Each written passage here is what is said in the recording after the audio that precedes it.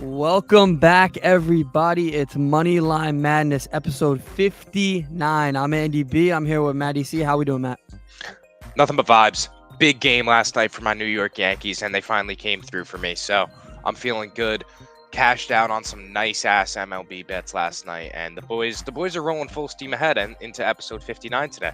Oh yeah, it's an amazing night for New York baseball again. It's becoming an every night event now. Watching the Mets and then the Yankees. You kind of wish the Yankees played at 10 every night, to be honest with you, so I could watch the Mets then watch the Yankees. But yeah, it's an event and a spectacle right now watching New York baseball. Unfortunately, I feel like a lot of New York baseball fans are going to hold on as tight as possible and hope they go as deep as possible because every year they don't have football to look forward to, and that's probably a sad thing to say, but It is, but hey, after the news of Mekhi Becton yesterday, that I know that hurt the hearts of the Jets fans out there that are listening. I mean, there was a lot of optimism surrounding the Jets this training camp. You know, apparently Zach Wilson has looked really good. Elijah Moore is looking like a wide receiver one, and then all of a sudden yesterday, a serious injury to Mekhi Becton had left the Jets way more concerned than they probably wanted to be. Apparently it was way worse than they had initially thought, and they're waiting on that second that was opinion, odd. right? Saleh had said, he was like, I'm not too concerned. It didn't look that bad. And then later on at night, I'm hearing, his season's over. Oh, okay. Well, did you hear exactly what the injury is? So basically, he's such a big dude that the weight on his kneecap just popped out, made it just there's so much force on it that it popped his kneecap out to the side, and he just ripped the whole front tendon of his leg. So I don't think he's gonna be the only way that they're looking at him possibly being able to play again is in an insane brace, like some Stone Cold shit. But yeah, I don't see that happening for the Jets. The Jets right now. So that sucks, man. That sucks because I like the Jets and their trenches were solidified this season. Yeah, they're going to have trouble blocking for Zach Wilson again. If it wasn't obvious enough, we're talking NFC, though, today. So we're talking football again. We talked football yesterday. We're going to talk the NFC in particular today, which is both of our teams play in the NFC. If you didn't know, I'm a Packer fan. Maddie over here is a Giant fan. So we've had two different football seasons pretty much every year. Yep. And, yes, it's probably not going to change, right? I don't. Yeah, no, I don't unfortunately anticipate our luck. Well, my luck at least getting too much better. We saw yesterday that apparently, hey, what's going on, Wise? How we doing, brother? Apparently, Danny Dimes had a really bad day at camp yesterday, and Brian Daboll was not too happy with that, and understandably so. I mean, me and Corey were at, last Tuesday's training camp, and we had both agreed that if we were going to feel confident in Daniel Jones going into the season, we needed to see a dominant training camp out of him. And right now, that's just not what you're seeing, and you're not seeing that kind of precision accuracy that you really want out of a quarterback who's trying to take that next step and be a franchise player. So I'm a little bit worried. I can't even lie to you. Yeah, there's a lot of question marks for the Giants, and I guess you debriefed your team, I'll debrief mine. I mean, pretty much every year it's the same thing with the Packers. Is Aaron healthy, and how can we go win a Super Bowl, right? Like that's the only two things that ever matter. Because it's win or bust when you have a generational type of quarterback like that. And prior to last season, I kind of had to come to terms with this was the end for him, and then it wasn't. This year I believe he's retiring at the end of the season. I think this is it. So, in terms of this, even if he comes out and has an MVP-esque type of year, he's going to retire. I think interesting. He seems like a guy who's ready to give it up, and more power to him. He's made enough money; he can do whatever he wants. But yeah, I've kind of come to terms with this is our last shot at it, and the Packers have come very close in the past couple of years, but obviously heartbreaking ends kind of put you. Does Aaron Rodgers kind of give you that same Kyrie Irving somewhat type of vibe of where he can just walk away from the sport and be completely content? Yes, but I think they're very different people just because I don't believe Aaron Rodgers has done anything disruptive to his team on purpose. Well, on purpose. I don't know. I don't know now because there's a lot surrounding both of them. I said that not really thinking that deep into it, but now the more that I think about it, they do share some similarities. They do. They certainly do. Manipulative, ways towards their team. But I feel the same way that Aaron Rodgers like could just drop football at any Yeah. point, but I think he will. I don't know. I think if he comes out and he has a really good season and he sees the potential behind some of these young receivers, especially if Lazard comes out and shows out a little bit for you guys, I think he might want to stay one more season. Maybe It's tough to read because you guys just never give him a squad. Like you never give my man enough weapons. Well, last year was the best team he's ever played on, and they didn't even get to the conference championship. This year, the only issue is the receiving core, and he's supposed to be able to make up for that because he's supposed to be able to throw to whoever, right? Because this defense is easily the best, possibly in the league, but it's easily the best Packers defense in a long time. Had. So, I mean, it's an insane defense. So, they're gonna have the team. Hopefully, they get going. Right. You want to get going going on the NFC? With that being said, well, I was going to say while we're here talking about the pack, we may as well keep it in the north and cover these guys real quick first. Right. So, yes, looking at it right now, you guys are minus 155 to take that division, and that seems pretty clear cut. I mean, the next best team is the Minnesota Vikings, and let's talk Vikings for a second. Then, if the Vikings wanted any shot to win this division, they would have to get their defense, way better than what it is right now. I mean, they just lost Anthony Barr. They're going into this year as such a top-heavy type of offensive team that you really can't afford to have a defense that bad if your offense is just going to rely on Kirk Cousins. Like that's really where I'm at with it. Veteran quarterback, rookie head coach. Not a great veteran quarterback, a guy that a lot of people question if he's even the guy for Minnesota. He's not getting you over the hump. Yeah, I don't see much from Minnesota. They've won the division one time in the past 5 years, and it was the year that Aaron Rodgers broke his collarbone. Like, they've always kind of been the second team, and I don't see that changing. They didn't make an upgrade that really makes you feel like, oh, this team's going. Like, they got Zadarius Smith from the Packers. Packers cut him. Like, obviously that didn't really feel like that much of an upgrade, but yeah, in this division, it's kind of been the same every year. It's more of, can the Vikings get a wild card spot, which I think, because I don't see the NFC being very deep, that I think obviously they can get one. I believe they got one. Did they get one last year? I think it was the Eagles were the 7. Yeah, the year before that, they managed to sneak their way in, and then they snuck their way in and still managed to get Justin Jefferson in that draft. So, I mean, it's interesting because they, like, even when they have the chance, they always just go offense. Yeah. Like they've had opportunities to really get defensive stars, and I love Danielle Hunter. He's a absolute beast down there, but he got hurt last season, and now you lost his side guy, Anthony Barr. I mean, what are you blitzing with at all? And they replaced him with Zadarius Smith, who played 2 games last year, and that includes, I think, the playoff game. He played 1 snap. Any of their secondary right now, and they had Xavier Rhodes at one point, but I mean, I think they still have Harrison Smith, I want to say, who's pretty solid safety, but other than that, like, they're not a very nobody that's moving the needle like that, so not comparable really with and the rest of the divisions, kind of. I mean, league teams. I'm starting to respect the Lions a little bit more for throwing out a competitive squad, and I really do like Dan Campbell as a head coach. I think we had joked about him when we were at school a few times about him eating kneecaps and stuff.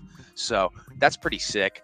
I think that DeAndre Swift's going to have a really good year. I think Amon-Ra St. Brown's going to have a really good year. Obviously, TJ Hawkinson does his thing. So I think they're going to be competitive. I think some teams might underestimate them a little bit and then come out a little flat, and they might be able to take advantage of that. I could see them winning 4 or 5 games this year. Yeah, I definitely see them upgrading their win total from last year, but and biting some more kneecaps. But honestly, definitely. I just don't know if they compare necessarily to the Bears in terms of, are they really better than them, or are they just both equally bad? Like, that's the kind of the way that I've looked at. Like, the Bears are going to be bad, don't get me wrong. Justin Fields did not show me anything last year. I don't know why Bears fans make it like it's a foregone conclusion that he's going to be a star. Like, he showed nothing last year that makes you think that. Detroit doesn't have a quarterback, obviously. So I think they're both. I'm taking Jared Goff over anybody in that quarterback room that over Andy Dalton over Justin Fields right now. I think Jared Goff clears both of them. I agree with that because I just don't think Justin Fields showed anything of significance last year. Hey, maybe he proves me wrong and he's better this year. Don't see that. I don't see that happening. Either way, for plus 1,200, nobody is going to be taking that. Nobody is. Do not ride with the Bears. Please don't for ride that one. We could head down south now if you want to talk. I mean, we could talk go talk. Get the two easy divisions, or get the two easy divisions out of the way, right? Yeah, I mean, hey, this one's pretty clear cut. You got Tampa. I mean, actually, it is, but it isn't, I should say, because I do like the Saints. You got Tampa Bay at number 1. They're coming in at minus 270. Heavy favorite. But I don't want us to act like the Saints don't have potential to be a good squad this year. I don't think they do, to be honest. You don't think they do? I've defended Jameis Winston a lot in years past. And you're just done. He's not taking me to the playoffs. No, he's not taking me to the playoffs. And because the NFC lacks so much depth, I actually think Carolina sneaks in maybe this year.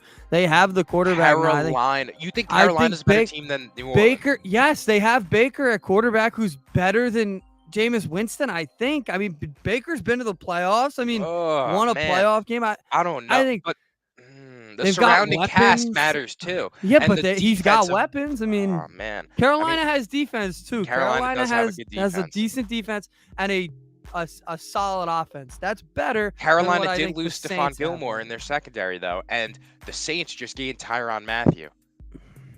I don't know. J.C. Horn's coming back healthy. I think that's gonna help. I think he's going to be really good. He was good at first. I think the first few games, then he got hurt. I don't know. Alvin Kamara? I know Alvin Kamara did get arrested. I don't know what his isn't he suspended for 6 games? I'm not sure. I don't know. I'm not sure what his status is, but I know that they get Michael Thomas back, so that's pretty encouraging. Do they though? Every year we say, "Oh, he's gonna be back." I think he's missed last season and a half. A season and a half. Yeah, he can't get healthy, but he is practicing and is on pace. Because I said the same thing. I said the Saints are out, and I wasn't counting them out entirely on most sports TV. And then John Muir was like, "Oh, Michael Thomas is back and practicing and expected to play Week 1." And so I don't know. I do agree that the drop off between the Saints, because they sit at plus 350 right now to win the division, and then Carolina at a different, a totally, separate plus 1,000. I don't think the difference is that much between the two teams, but I do think the Saints are a better squad by a little bit of a margin. I would say they're closer than that. Obviously, I think Carolina has upside because I haven't seen them with Baker yet. I've seen Jameis Winston as the quarterback of the Saints, and I mean, Baker's shit in the bed and practice squad right now. But he's got training camp. I don't really They're take saying training Sammy camps. D is looking like the starting quarterback. So if Sam Darnold comes out in his QB1, how does that change? Well, then I'm not watching a Carolina Panther game this year. But I think I don't really take training camp as much as everybody else, because a guy can have a great training camp. He's playing against teammates of his own. Sometimes he's playing against second stringers. I'm more worried about what happens the day of, right? Because I have no doubt Carolina starting Baker Mayfield. You don't make that trade and not make him your starting. Well, Week 1, he better be starting against Cleveland. I mean, because you got to. That's probably going to be not a primetime game, but it's probably going to be a 4 o'clock game just so everybody can watch it. Yeah, so a lot of people could tap. Yeah, I mean, so yeah, I think Carolina has a pretty good shot if Baker's healthy, which he wasn't last year. And I think him at his healthiest is so energetic, and with those weapons, he could be really solid. And can CMC stay healthy for me? That's every fantasy owner ever is saying that right now. Can you just stay healthy? Please. Ever. I mean, it's getting ridiculous with this guy. If one more injury occurs, if one more serious, say, ankle injury puts him out 5 games this year, I'm off the CMC bandwagon. I kind of am off until he proves that he's healthy. Honestly, I don't even know if it's hard to have him in my running back conversation, because I respect him as being one of the best, if not the best running back in the league. But it's dude, year after year, I got to go with the availability after a certain period of time. Availability is the best ability, right? Seriously. I mean, then we look, you go down last in this division, the Atlanta Falcons. Talk about a poverty franchise right now. Yeah, I will give them credit though on one thing. They were willing to make the transition this year. They traded Matt Ryan. They're making the transition. Didn't they draft Desmond Ritter. London. And Desmond Ritter. So they do have a young quarterback too. Did they? Wow. Yeah, Damn. they do.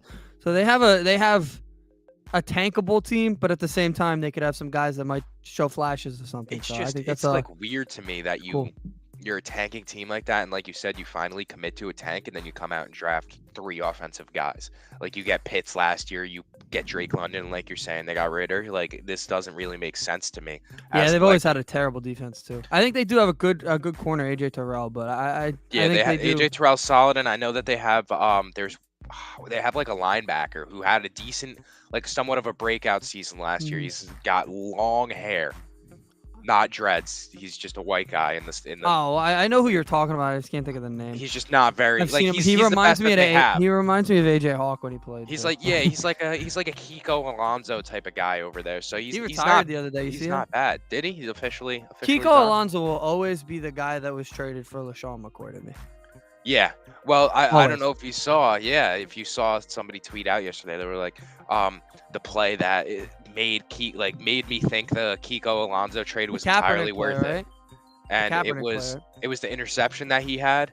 No, I think it was actually against the Falcons. He had the you know what? You're interception right. in the You're end right. zone, Yeah. right? Yeah.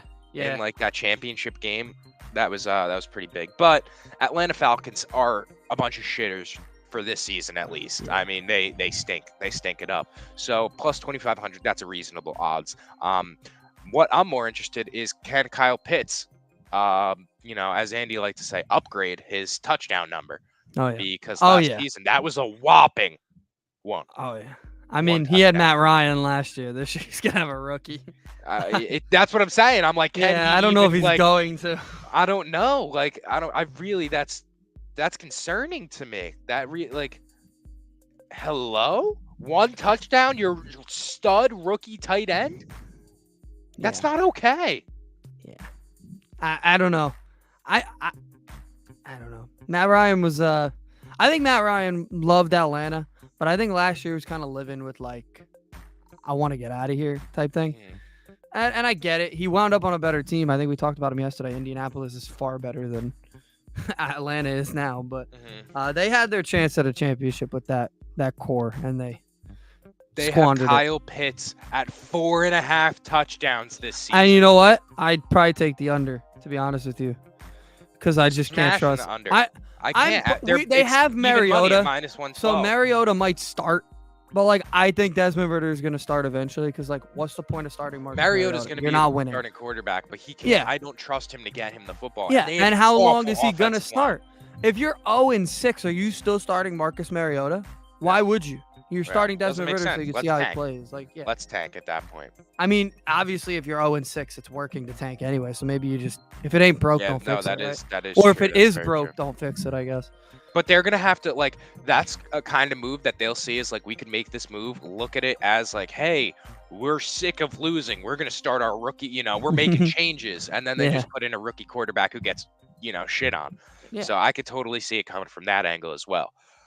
Enough of the South though. Let's head over to a real division. The talk of the town, basically. The NFC West. That's really where it's at in the NFC. These odds made me place to be. My eyes popped when I saw these odds yesterday. I mean, that seems like an easy hammer. No, dude, are we thinking the same thing? Plus money. You're the telling LA me Rams? I can get the Super Bowl champions at plus money? At plus money. Like, that's what? Insane. That doesn't make sense to me. It doesn't but make sense. Tampa Bay is minus 270. Like, I don't know. Tampa so then Bay. Tampa Bay. You look, that probably is the reason why Tom Brady. But you look at the second best squad in both of those divisions, and you're like, all right, these are the guys that are gonna have to give them a run for their money. Saints, 49ers. Why are the Niners there? Team. The Niners aren't the second best team in the division.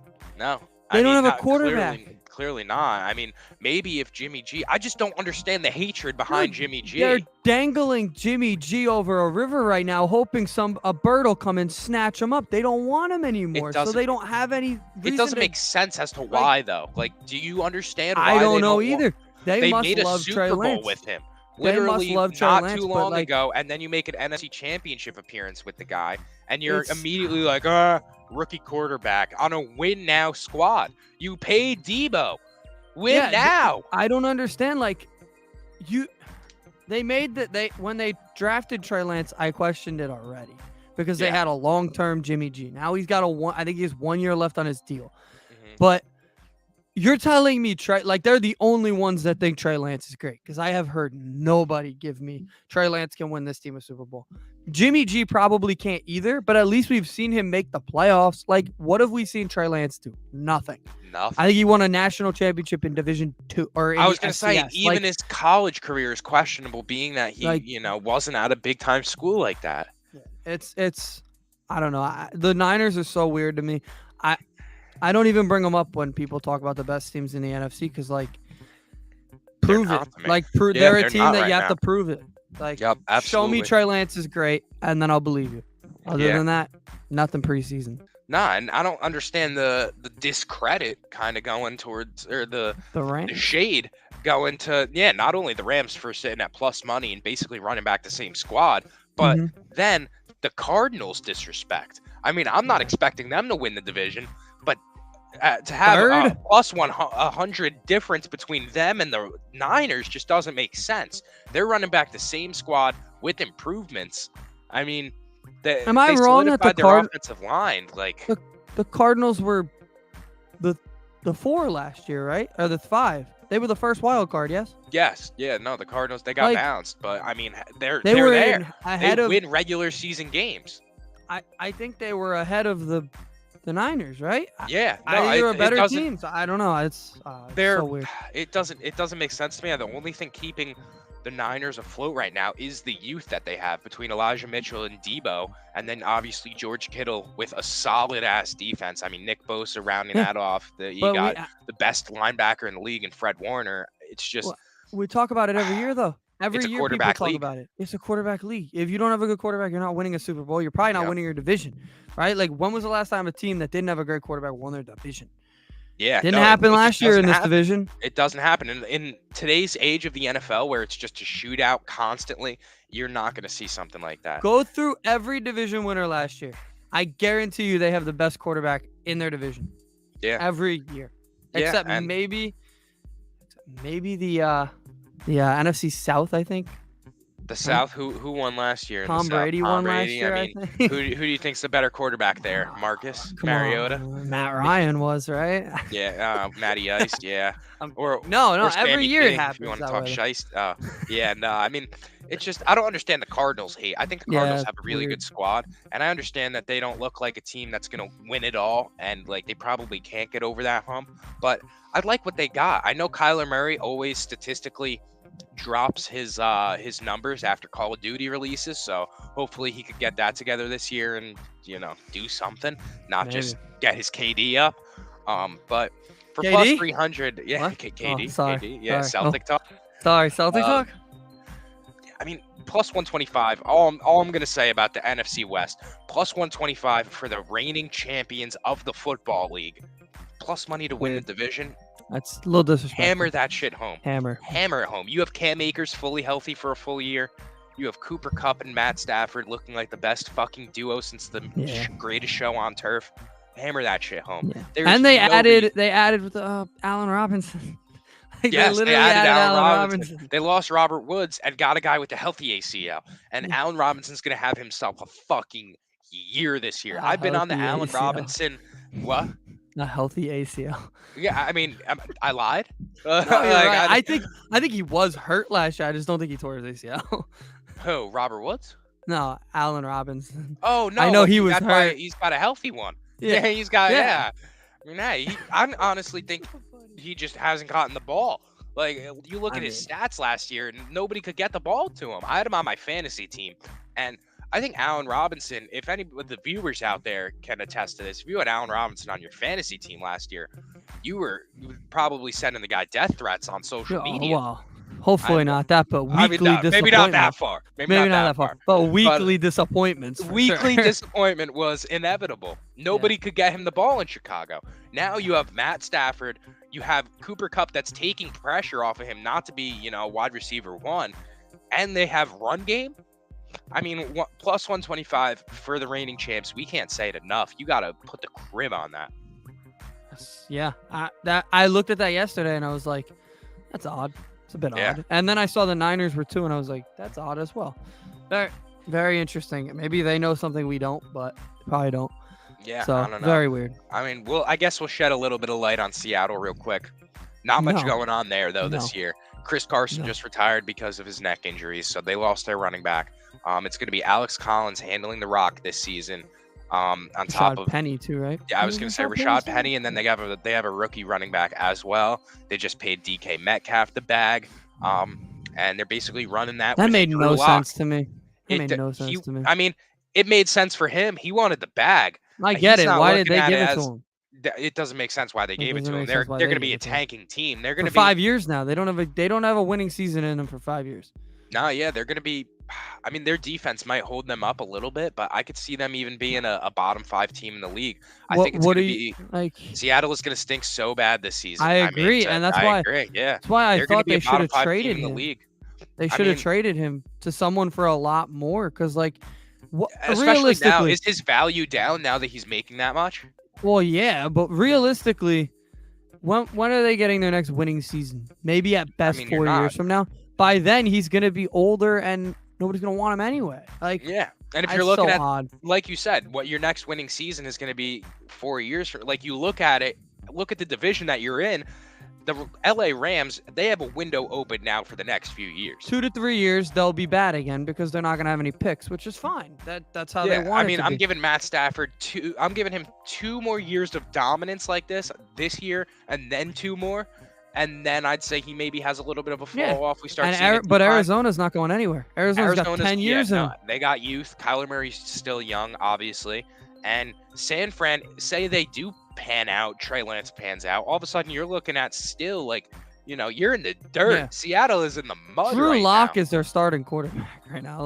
They got a Drew Lock to Noah Fant connection right now, and that's disgusting. That's gross product. Yeah, the worst thing you can do when you're a tanking team is get yourself stuck with bad contracts that wind up being bad when you're trying to win, and that's literally what the DK Metcalf thing. And it's not that it's a bad contract for him. He's actually being paid very well, and it's reasonable if you're a winning team. If you're Seattle, it made absolutely no sense to me. It might be a little bit easier if they're trying to dump him to a contender. You might be able to get a little bit more of a haul, being that his contract is a little more team friendly than some of these top wide receivers. But even then, if you're a team looking for a wide receiver, it's tough to pick up the phone and call Seattle willing to just drop a bag on DK. Only one team I wish would have done that. I think Green Bay could have done that, but I don't think anybody wants to help Green Bay. I think that's something that always happens.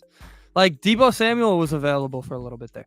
They're not helping Green Bay. That doesn't happen. Not to an NFC, No, team. And the same thing with Seattle. I don't think they would help them. So that's why it was there was no market for these guys, because everybody else has their receivers already. So it's very odd. Yep. All right. Is it about that time to I'm leaving this to you, bud. All right. Here we go. Let's get a little comfortable here, and let's talk NFC East. So right now, I mean, I think they're letting the training camp kind of get to their head a little bit. I can't lie. I think Vegas and FanDuel is letting training camp and maybe some reports get to their dome right now, because right now the Cowboys are sitting at plus 125, and I think the Cowboys do have probably the best team in the division. Sure, maybe by a little bit on paper. Best quarterback for sure. Best yeah, I guess. Yeah. By default. Yeah, it doesn't. Yeah, but I hate having to do this, but I want to give credit to the Eagles right now, because I think that they have a really good team as well. And that gave me a bad taste in my mouth. But I think that the Eagles at plus 185 could be of decent value, because I just can't see the Cowboys. They're just stuck in stagnancy. And I mean, you say Dallas walks away with that division easily, but I'm looking at the difference in this offseason compared to last in these two teams. And Dallas just lost Amari Cooper to the Browns, and the Eagles now gained AJ Brown. Jordan Davis is looking like a franchise defensive player over there. I know you're all over him, being that he's a Georgia guy, And Oh yeah. I mean, it seems like the writing is on the wall there a little bit more for the Eagles. They're going into the season way more prepped in the trenches. They got Jalen Hurts the protection he needs, and they're investing entirely into, making this team a contender. And I look over at Dallas, and they had a chance at Von Miller. They had a chance at multiple defensive, studs this offseason in order to really bolster their defense into a contending team. And they decided to take the cheaper route and just sign guys off the streets instead. And it seems to be the way that Jerry Jones likes to do things. He likes to cut corners. I mean, he just signed who did he just sign? Was it the Cowboys that got Anthony Barr, right? From Minnesota. They signed him. Yeah. And Anthony Barr. yeah, they gave him a contract instead of Von Miller, just because they wanted to save $5 million. And I just think that moves like that come back to bite you in the butt, and it constantly comes back to haunt the Cowboys because they're always looking to take that shortest route to win a championship. So I think that this division is going to be won by the Eagles. So I think that at plus 185, I'm going to be taking them. And I really think that that's one of my only picks that of the future that are the second place, team in the division to win it. Yeah, you're giving a lot of credit to the Eagles. The other guy would be really smiling right now, but I, on the other hand, don't necessarily disagree with you. I give the Eagles credit. Don't get me wrong; they did upgrade, but like we said, it's a quarterback league, and Jalen Hurts proved in the wild card game he's not good enough for big games. Like, great, you got Adrian. And again, he didn't even start the full season. Like, we're giving him a full season now with this team to have this. Now, I don't think he's going to come out and be. I just Michael don't think Vick, he. I just but don't I think think he he's had going the to have. arm for it. I don't and think last he year, has a I think he did fantastic arm, start. but Did he not they're start going to the have a whole season last year? multi-dimensional. He missed 6 games last season, and then he started the last 7, in which they won 5 of those. So I don't know. I just think that he's going to add a little bit more dimension to that offense, and I don't like the Cowboys as much as other people this year. I really think that they've been sitting stagnant. With I like them by team. default. I don't think if they were in any other division, That's the problem. I'm team. just not the type to give the Cowboys the benefit of the doubt and just expect. You're right, but like they've got still that good to me. The last 3 years they've won the division because of by default, like literally because there's nobody else in this division that's very good. Sure, but now they've gotten worse. You're right, but the Eagles upgraded, but they didn't upgrade at the right spot, right? Like they needed receivers, great. So they went. They don't have a quarterback, but they don't. A wide receiver. But they don't have a quarterback that's good enough to throw him the ball. Like I don't know, Jalen Hurts is good, a great runner, but he could still throw the ball. When you have guys like Devontae Smith and AJ Brown, it's not going to take, Aaron Rodgers to be able to get these guys the ball. We saw Jimmy G make it to the NFC Championship game, and that guy's got somewhat of a wet noodle on his, his shoulder. So I don't know. I'm expecting Jalen Hurts to have at least a solid season. I'm not saying he's going to come out and throw for 30 touchdowns, but if he could pass for 20 and rush for 10, they're going to be going ecstatic in Philadelphia. And not that I want that, but I think that has more of a chance of happening than seeing a dominant Cowboys team, being that they've lost the pieces that they have. Yeah. I think for that exact reason, they're so close. They're only minus or plus 60 away from them. So, I mean, they're not. Yeah. I just got to touch on as well the disrespect to the Giants because we're a better team than the Commanders, in my opinion. No, you're not. No, that's bullshit. Nope. No, you don't think so? You don't think so? No, they're so much better than you guys. Yeah. You think the Commanders have a better? They're gonna have a healthy defense. Their defense, when it's healthy, really good. They're gonna have a healthy. Solid. They have a solid front 4. That's it. Landon Collins is washed up. They have no secondary. They have a solid defense. And listen, it doesn't take that much to be better than the Giants right now. It really doesn't. All right, man. All right. It really doesn't take an absorbent amount of talent to be that much better than them. We're just getting tossed to the side as if, the Giants don't have any talent going into this season. Well, you have talent, but that talent almost everywhere has question marks around it. Saquon's great. Is he going to stay healthy? Daniel Jones has shown flashes of being great. Is he going to do it all year? Is he going to be consistent? The only non-question mark is maybe your wide receiver. Because they didn't catch a touchdown last year, and you can't do that 2 years in a row. Wait a minute. So maybe they'll be able to have something there. Okay, but so I could catch flack when I say that I'm not relying on J.K. Dobbins and Gus Edwards to lead Baltimore's backfield. But when I say that the Giants have a solidified Saquon Barkley now 2 years removed off of injury, they're not as good as the Commanders. All right, I but don't he was know. healthy last I-Main year is and he right here wasn't with that me, good. too. We're He was running a healthy Jason last year. Garrett It offense. doesn't matter. We're running It a doesn't matter. Jason Garrett The offense. guy- I need revolutionized Okay. Brian Daboll 2022. I need something else. I need some spice. We're running Wan'Dale Robinson coming out of the backfield. We're running Wildcat that'll be offense cool. with Kadarius Toney. I love The Wan'Dale doors Robinson. are going to be open this season. I The hope Giants so. stink, but we're going to see something. I don't know. I think they're both terrible. Don't get me wrong. I think both teams. I literally think it's like I'm fighting for my life for third place right now. Yeah, I know. I can tell you're yelling at me over third place. But no, I think they're both bad teams. Like, don't get me. Like, Carson Wentz is terrible. Like, but I think Carson Wentz has probably the same amount of upside as Daniel Jones. I And see a neither little of bit them will hit like it. at least Like- Daniel Jones has a little bit more like, oh, maybe he could show this. Like Yeah. he still has. I'm giving Daniel Jones until week 3, bro. I'm giving him until week 3 because I'm not believing every training camp rumor that I see, because we went to training camp, me, Simo, my little brother, we were there. We saw he started the day with a pick and ended the day with a pick, and it left a bad taste in my mouth. And in between the lines, he looked fantastic. He looked great. And what did they report? They reported the picks. That's what got reported. Well, that's just the way media is. That's New York, and that's exactly New what's York, been yeah. happening. That's exactly Yeah. what's been happening. And I can't take the disrespect that we're not as good of a team as the Commanders, because I'm not going to sit here and act like Washington is better than us right now. Sure, they have Terry McLaurin. Sure, they have Antonio Gibson. Sure, him and J.D. McKissick are a solid 1-2 They combo are. in the backfield. I really like that. And they have a pretty decent wide receiver. But the issue is their quarterback probably won't be able to get him the ball. That's the main exactly. issue. Carson Wentz Like- fucking sucks. I'm not sitting here giving the Commanders any praise. I sat here and I said the Eagles were going to be good. That's as far as I'm going. That is absolutely as far as I'm going. But Well, I need, think you got to throw a dog a bone at some let's point. be fair though. Washington is gonna be better than they were last year. They have to be.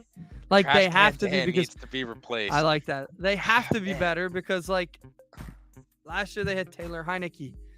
They should. I mean, I guess they upgraded in theory, right? Like Carson has to be an upgrade. I don't know. It's such a bad every year. Like I say this every year when I talk football and the NFC East in particular.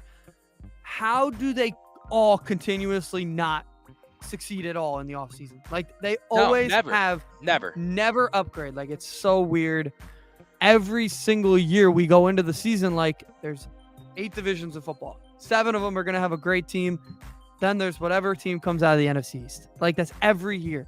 And that's on every single owner and GM. But of like these I teams. said, because we're stuck sitting in complacency with the fucking Dallas Cowboys right now. And this is Because the year the where Dallas it stopped. Cowboys are the only one that have a consistent quarterback coming out of the team. Off the team. Sure, but now we're giving Jalen Hurts weapons. We have a fully healthy Miles Sanders in the backfield. We have Devontae Smith, we have Jalen Rager, and AJ Brown. That's diversity at 3 different spots. First That's of a all, the slot fact guy, that a you deep said guy, Jalen Rager and a route guy. You just said Jalen Rager. Leave him out of this. That's 3 wide receivers. Jalen Rager, That's a he slot is guy. horrible.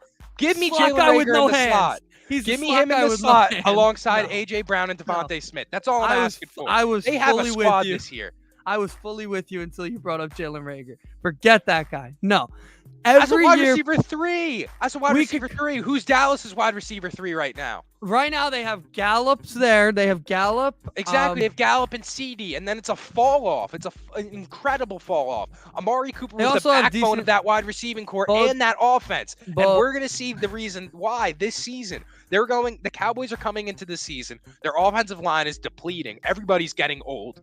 You know, that same offensive line that we saw lead them to NFC championship games, you know, back in the Romo days, it's gone. And now, you know, everybody's old. They're stuck with Dak still. They're going to have him and Zeke with Tony Pollard. Stuck with Dak. They're not stuck with Dak. Dak's better than everybody He's a else product in of the the division. O-line. Him and Zeke are products of the I offensive don't know line. about that. I like Dak when he's healthy and his ankle's pointing the right direction. He's a pretty solid quarterback. He's about as solid as it gets. You can't you can get worse than Dak Prescott. You can get worse. You can get a lot worse. But I'm not going to sit here and act like Jalen Hurts is just going to come out and shit the bed for me. Like, well, that remains to be seen. Squad. We could be sitting here next August and be saying, okay, now the Eagles have taken over as the team that every year we're like, okay, this team's going to go to the playoffs just because everybody else sucks. Like that could happen next August. Like every single year we talk about this division the same way. Yeah, and Imaine says, what's the best sneaky bet for the division winner in the NFC least? Division winner wise, I have the Eagles at plus 185. And then the Most Sports account comes in and asks, what team does Andy like? He better not say the Jets. No, Andy's a Packers fan. We had talked to Aaron Rodgers a little bit earlier and said that they are stuck somewhat in turmoil. Right, oh wow, repping the pack right there. Yeah. Eagles. So yeah, I'm a Packers fan. They will win the division, but they haven't in years. Well, I'm a Giants fan, so I mean, it's just I'm not rooting for the Eagles. I'm just giving them credit because they had a great offseason. They had a great draft. They're coming out with the year 2 Devontae Smith, who's looking to take that next step, and it just the pieces are there for me in comparison to the Cowboys, who have sat stagnant. Like I said, Jerry Jones has been too content with the way this team was. They could have got Von Miller and put that defense over the top. They decided to take a shortcut and go Anthony Barr over Von Miller. And that's going to come back to bite them because they only rely on Trevon Diggs and Micah Parsons, and it's just not going to happen this year. I'm telling you, Eagles at plus 185, that's my pick. Put the Most Sports NFC East has a different winner every year thing up there. Just to answer this, you're right. Every year there's a different winner, but we never come into the season saying there's going to be a different winner. We always, every single year, come into the season say, Dallas is going to win it. Why? Because Jerry Jones owns half of ESPN, and they're just sitting there riding beef. But is it a dumb take? Am I really wrong to make the take to say, hey, Cowboys are going to win this division? I don't look stupid making that take because it's obviously the most realistic scenario. It's the scapegoat being that they have just Dak Prescott and they're the Cowboys and they have the brand, But looking at it, I'm coming analytics. I'm coming right now. Eagles are taking this division, and I hate to say it, but at plus 185, if we're talking Moneyline Madness, just strictly, analytical, I'm coming for the money. I'm putting my money at plus 185 before I put it on that plus 125. If you look at them even, if in your head you look at these two teams evenly, and you take the Eagles because you get more money out of it. Honestly, I don't think they're necessarily even just because of the veteran leadership on Dallas, but we'll see. I guess this is obviously your Most Sports TV episode on these Most Sports TV episode on NFC East is going to be insane. Clearly, so I look forward to that one. It is going to be very crazy. But all right, we'll cap off our NFL talk right there because we still have to list these baseball bets real quick, and we're already approaching the 45-minute mark. So we don't want to keep you guys here too long, but we want to make sure we win some money because last night the boys were back on the bet slips and they were hot. I mean, if you tuned in yesterday, Aaron Judge and DJ LeMahieu 2 bases at plus 300 cashed. Aaron Judge home run and Yankees to win cashed. Mets minus 2.5. I had him 2.5, and then I had him 3 at night. So and didn't we have a passive prop, I believe, too, somewhere. I'm pretty sure one of us came with some. Oh, I had 5. I had the 5.5 strikeout. I think I had the over 5.5 strikeouts. I did. I had somebody I know put it on it, and it hit over 5.5. So and can you tell me if Lindor also had reached 2 bases last night? I'm pretty sure. That's a good question. Because at that point he should have. He definitely should have. And I mean, he if you guys are robbed of a home run as well, which was very upsetting. But I think he did. But let me just take a look. I know. We did have a really right good now as well. He didn't have any hits, but he scored a run. So that he must have walked. Yeah, he did. He walked, and therefore he scored a run. So you could cash that one as well. I mean, we hit on 85% last night. Yeah, I was the only one that ruined it with the taking the Mariners Yankees. No, don't worry. Kikuchi can shit the bed for us too. Well, but wait before we go on. My brother bet you say Kikuchi too, and I want to know what the hell you idiots were thinking. All right, why would we bet you? The O's? Doesn't matter. You say Kikuchi might be the worst pitcher in baseball this year. Hey, he's got a changeup that he loves to put away guys with, Yeah. and it missed yesterday, and that's the It reason that he misses gave about up a every day. he Go look gave at up a his 3-run home ERA. run off of it. Yeah, But go look at his ERA. It misses hey, every night. what we will take from last night, we will take that Judge and Yankees parlay at plus 340. That's cashed. We'll take the Judge and LeMahieu 2 bases each at plus 318.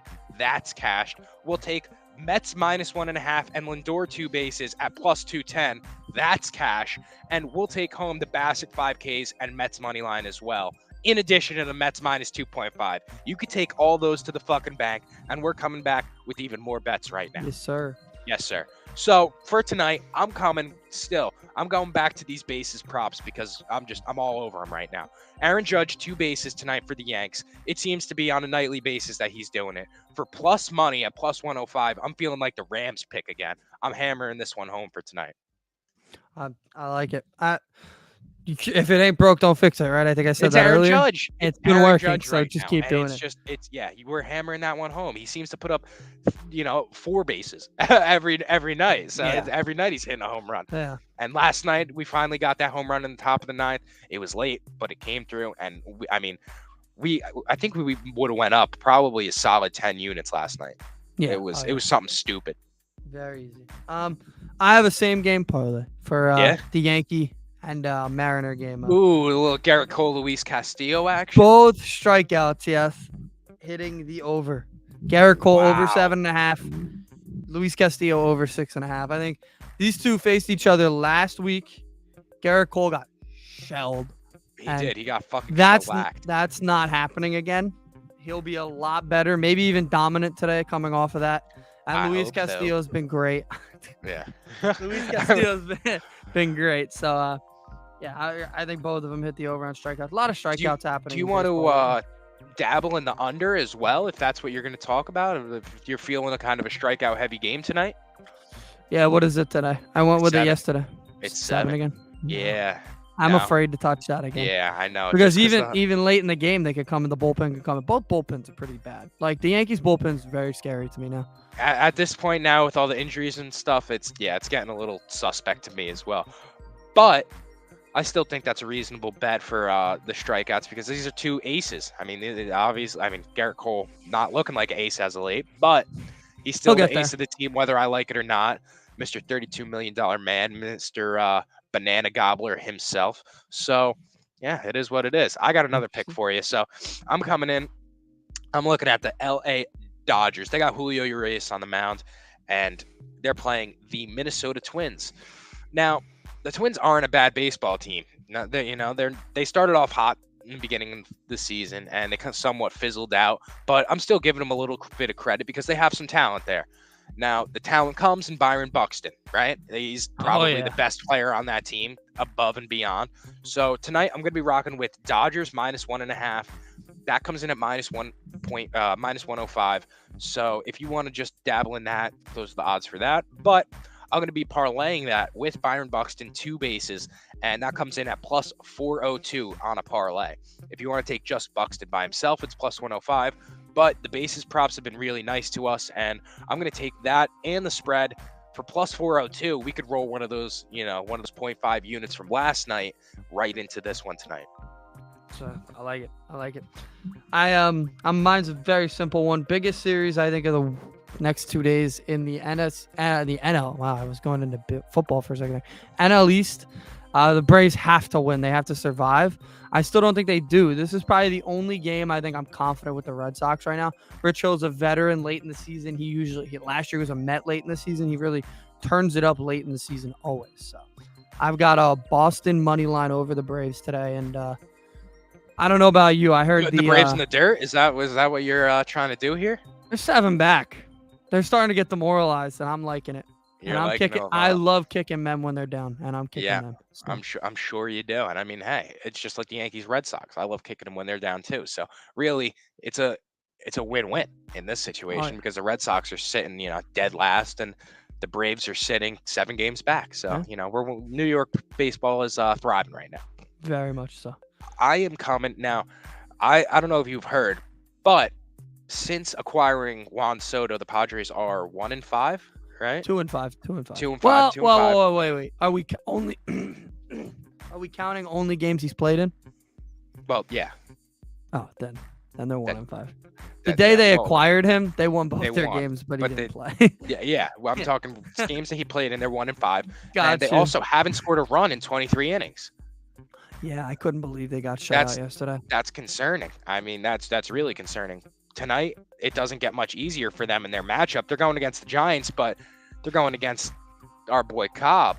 And he's been probably, the most solid pitcher post All-Star break for these guys. Yeah. So I think I'm going to have to lean towards Giants money line tonight at plus 146.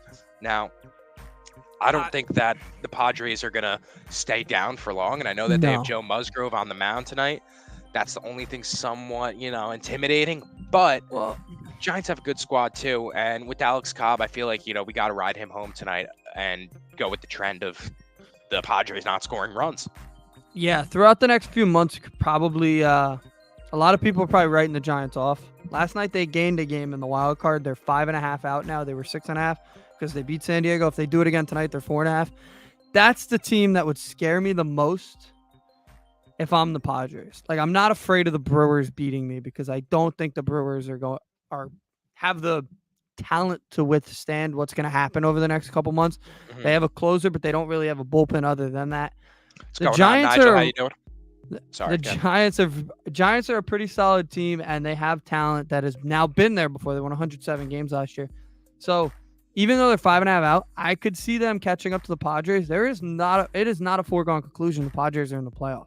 They have a game lead on the Brewers, even though I don't think they're getting in, and they only have a 5.5 game lead on San Francisco. So there's no foregone conclusion they're getting in. And if they don't make it to the playoffs, hell will go off in San Diego. I'm sure they're going to be very angry. But one team I have tonight winning their game, and I'm just taking them on the money line. It is one team that is a solidified playoff team at this point, unfortunately, and always seems to be a thorn in the side of Yankee fans, and that is the Astros. And I'm going to be riding with them and Jose Urquidy on the mound tonight. Their money line sits at minus 180, so it's nothing too crazy. But like we said, we take advantage of these teams playing bad teams, and we're going to roll that bankroll right into another one of these picks. So last night, like we said, massive betting night for us. I mean, coming up on multiple plus 300 parlays is just something that you don't see too often, especially when it comes to baseball. So, good job to Andy on his picks last night, and the boys are going to be right back tonight. Expecting to make one more this quick cheddar one. One more quick one. Hit me. Nobody's gonna watch the game, but just Washington and Chicago. Marcus Stroman's pitching for Chicago. I got his under on strikeouts. His over under is 5.5. I got his under. He does not strike people out. Washington's kind of got some gritty hitters. All right, we don't have to lie there. You just no, they do. They don't lot. strike out that much. They really don't strike out that much. It's actually pretty impressive. But yeah, I don't think Marcus Stroman is striking out 6 tonight. That's for sure. So yeah, I don't think so either. It's a good one. We'll ride with that as well, and that's what we'll cap off on tonight. I mean that with respect, though. Yeah, all due respect. All due respect to Marcus. Yeah. Well, I think that's going to wrap it up for us today. Thank you, everybody, for tuning in. This has been Moneyline Madness, episode 59. About to be the big 6-0. Oh, yeah. But 60. Ooh. Yeah, big 6-0. Catch us later this week. We're going to be talking more football. We're going to be talking player futures because there's a lot of props out there. And we're going to be making sure to cash in on everything that we can. So without further ado, I am Matt Sharko. That's Andy B. Thank you, everybody, for tuning in. This has been Moneyline Madness, and we will catch you in the next one.